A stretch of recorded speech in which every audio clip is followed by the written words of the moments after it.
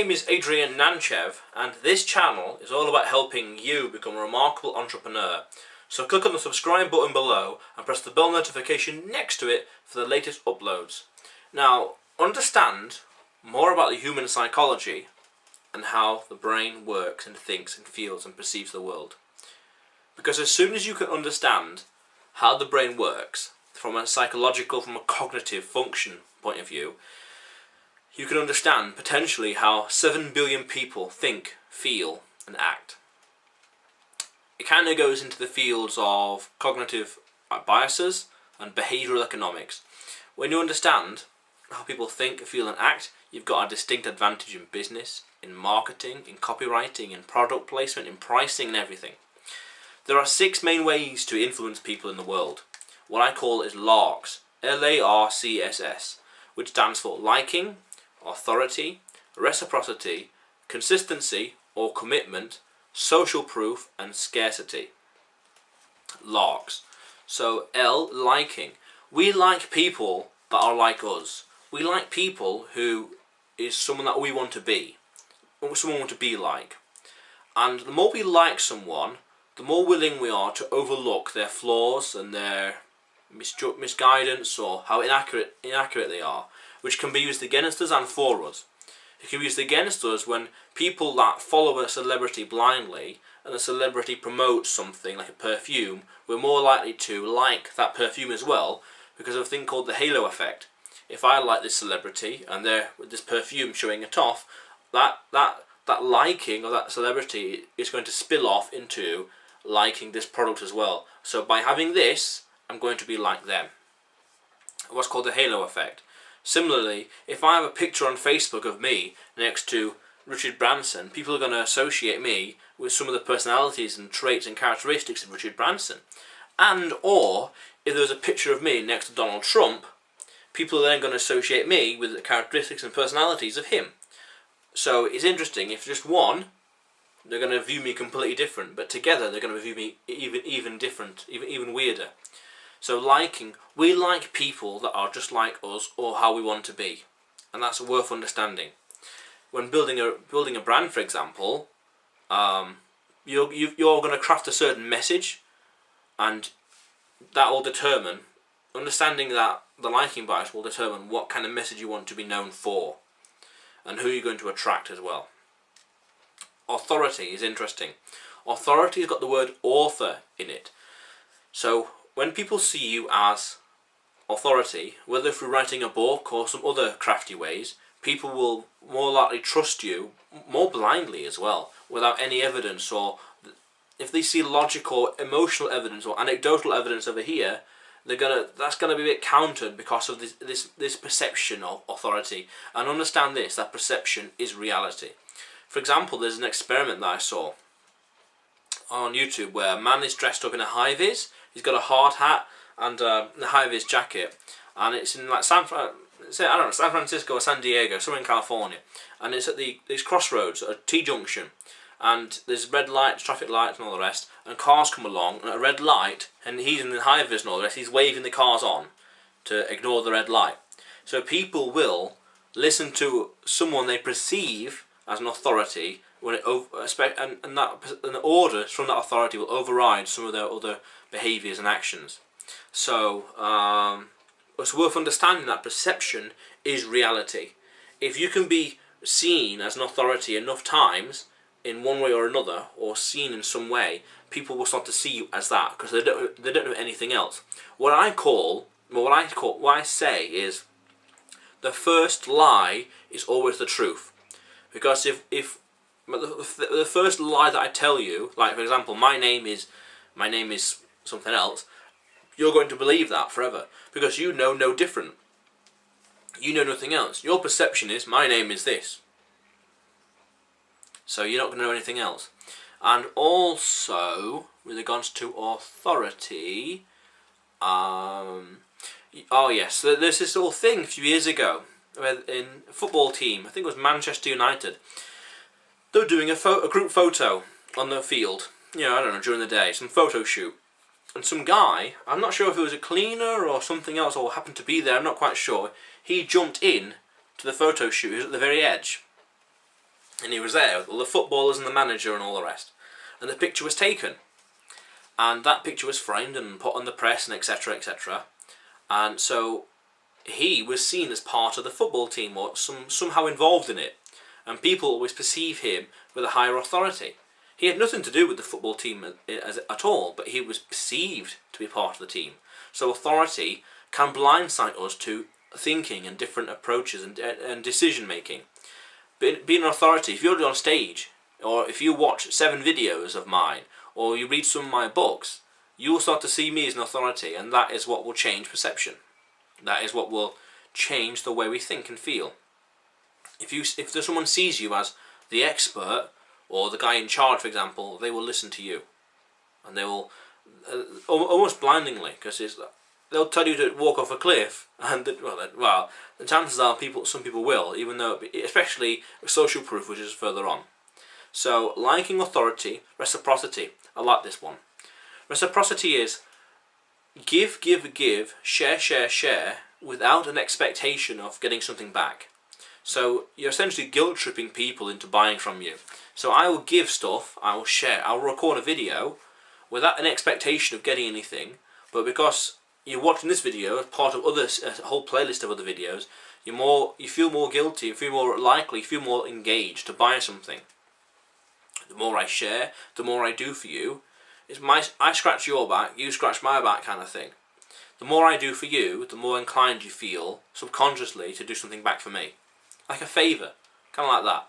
So the more you can give your audience for free, or a discount, or just in general, impromptu, the more they're going to start to know you, like you and trust you, and you'll build the guilt towards buy from you. And also just by being seen, just by being known, like through a series of videos and playlists and content, authority will build up as well. And they will be curious as to who you are, and they might Google you and find you on Amazon and stuff like that, and who knows what it might lead to. Your name will get passed along in the world. You'll never know what can happen then. Liking, authority, reciprocity. C, commitment or consistency. This is interesting. When people declare things online, a Facebook post or a YouTube video or Twitter example or tweet, for example, they say, I'm going to do something. They're more likely to follow through with that commitment because they've made it public. They're saying, I'm going to do this. And you're now accountable to all the people that have read that tweet or that message or video, and they now think, later on, has he done that? Did he do what he said he's going to do? Is he a man of his word? Did he actually do that? Yes or no? For example, in London, in the underground, on the tubes, when people are getting off and onto the underground trams, I suppose, I'm not quite sure what they're called, but when they get on and off, there's normally a lot of people pushing past.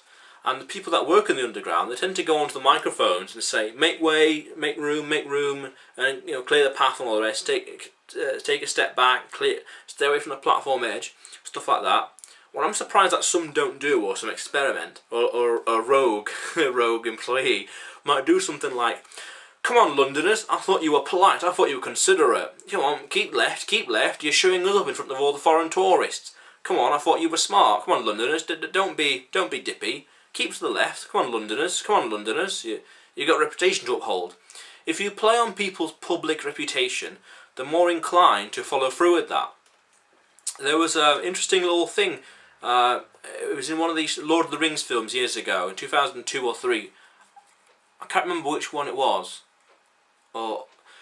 Peter Jackson is on stage talking about the film, and he calls over the producer of New Line Cinema. I can't remember one of the producers that are in charge, and Peter Jackson says the producer's going to say something. He's got an announcement because he's going to do something cool. I can't remember what it was exactly, like a original score for the music or orchestral or 3 films. I can't remember, but the producer comes along, and he kind of felt like he was like he was boxed into a corner, and he says, "Yes, we're going to do this amazing thing. 3 films or a complete new orchestral soundtrack or something like that." And because he declared it publicly, to uphold his reputation, to uphold his stance and his standing in society or in the company, he has to now follow through what he said. Because if he doesn't, you're not a man of your word. You're showing your face. you said you were going to do it in front of an audience of like the world. You know, are you going to do it? When you play on the reputation, they're more inclined to follow through with it because it's like, yeah, it's this is an interesting example in the TV show Only Fools and Horses from the 80s. I can't remember what episode, where Trigger is talking to Rodney and they're in this like town hall, and there's this meeting going on. There's only like 3 people in there: the chairman on the stage, Rodney, and Trigger. And Trigger says to Rodney, "Why don't you run for the assistant chairman?" And then Rodney's like, "No, I'm not doing that." And Trigger says, "Yeah, maybe Del Boy was right. Maybe Del Boy was right about you." And Rodney's like, "Hey, what's Del Boy saying?" Del Boy's reputation, his stance in public is challenged because maybe his brother Del Boy is right about him, and Del Boy might be like, "Oh, Rodney's not that good, not very smart." So Rodney takes it as a challenge, as a personal challenge, to step up, to prove his brother wrong, and to be consistent with his reputation and consistent with who he is and what he stands for. So that pushed him to then go for assistant to the chairman, and the chairman it backfires on Rodney. Then the chairman retires like straight away, and then Rodney becomes the chairman inadvertently. So it's interesting when you're playing on people's reputation. Are they consistent with what they're portraying to the world? Then they're more likely to follow through with what you say or you claim that they are. You know, maybe you're right. You're not gonna. Maybe he was right. You're not gonna watch the rest of the videos. You know, something like that. So, liking, authority, reciprocity, commitment, social proof. Social proof is very magical because mankind is a very herd mentality kind of animal, where if people are all going that way, you're more likely to go that way as well. If there's a well-trodden path in a field or a forest, you're more likely to go there as well, because we know instinctively that if other people have done it, it's safe for us too. If they've done it as well, them and them and them and all them and them and all them have done it, it's fine for me. It's safe for me as well. I'm okay with it too. I'm more likely to do it. I'll be safe. So it's safety in numbers. So wherever it should packs, you know, like there's together collectively we're safer than on our own, because predators can get you easily on your own, but if we're all together, the chances of us getting attacked and killed by a predator is drastically reduced. Also, I suppose it's teamwork as well from caveman ages, where we're not going to do something unless it's together, because together is much more likely to catch that prey, or to defeat that animal, or to build that building, or to do something better than on your own. So this is why when we hear things like McDonald's, I've got those signs saying billions and billions served, then we're more inclined to buy from McDonald's because they know billions and billions of other people have been served before them. So it must be safe. All those people have done it. It must be fine. It must be safe. But I don't think they use that nowadays, or very rarely, because that McDonald's has got a reputation elsewhere for having bad reputation, and that really counterbalances it. But the point is, if you can show a way of saying thousands of people done this already, it's safe to do so. Why not you? Then they're more inclined because they know it's safe. This is why earlier when I said about authority or the lemmings thing for running off a cliff, if a guy in authority says run off a cliff, and you're the first person to run off the first person told, you might say no. But if you know 10,000 other people have done it and they're all fine, then you're more inclined to do it. Run off the cliff. 10,000 people have done it. Be the 10,001st person. You might do it. I don't know. They're all safe. Okay. So liking, authority, reciprocity, consistency, social proof, and lastly scarcity. Scarcity means that there's scarce. There's not many of this thing left. There's only one in existence. So that the fewer there are of something, the more valuable it is. There's only one of these in existence. It's mine. I've got it. It's mine. You ain't got it. The only one in existence is mine. This is why things like the world's largest diamond, there's only like one in the world, is like so valuable, among other things like the price of diamonds and whatever. But there's only one, so it's like very scarce, very rare, very very very rare. Only one in existence. So if it started raining golden leaves, like little flakes of gold, pure gold, one day on a Monday, everyone will be outside with buckets and all the rest collecting it, because that stuff is very expensive, because it's quite rare on day one. But if it rains for 40 days of gold leaves, people with broomsticks will be brushing it out of the house and removing it from the gutters and all the rest, because it's not a liquid, so it's not gonna flow anywhere. It's gonna flood. It's gonna be like it's gonna pile up everywhere. They're gonna remove it, clear their driveways and all the rest, because it's so common. It's like dirt. The more common it is, no one gives a shit. No one cares about it. But the rarer it is, suddenly people care. Like water. People talk about water as a bit of a rare commodity these days. All kinds of reasons why. So the price of it goes up, and the more valuable it is, because there's not much of it. There's only 1 litre rather than 10 litres of it. So people are going to be more not fickle. People are going to be much more precious, much more defensive over it, because it's rare, running out. It's like with price of oil, for example. When the supply and demand, really, supply and demand. So when supply goes up, there's more of it in the world, price goes down. But when supply caps, but consumption still remains the same, or but supply is like much more fixed rather than increased, supply is going to be the same, and over time the price is going to go up. So the demand is going to start to exceed the supply. So it's interesting and worthwhile understanding supply and demand. So the question of the day is, what kind of psychology are you going to apply, and what do you not know? What do you want to learn more about? Because I've started a business recently, I'm trying to use authority big time. I think you can use a lot of authority in building a personal brand, in building this channel to be seen and talked about elsewhere, as well as to create content, building an authority to be respected, building reputation. Also trying to do a bit of social proof as well, where the content I'm creating, people are reading it and consuming it, and it's pointing them to the website, and it's buy this stuff. People have been using it for 6,000 years and all the rest. I have an idea for a product, like a procurement, like soap or shampoo or something like that. I'm not yet decided. But the brand is called Original. I like to say this is the original product. This is the original crop that mankind used since 6,000 BC. So it's been used since 6,000 BC. All throughout history, we've used this. The original crop. Just playing on that social proof that we've used this before. Are you going to use it today? So that's how I'm trying to use it.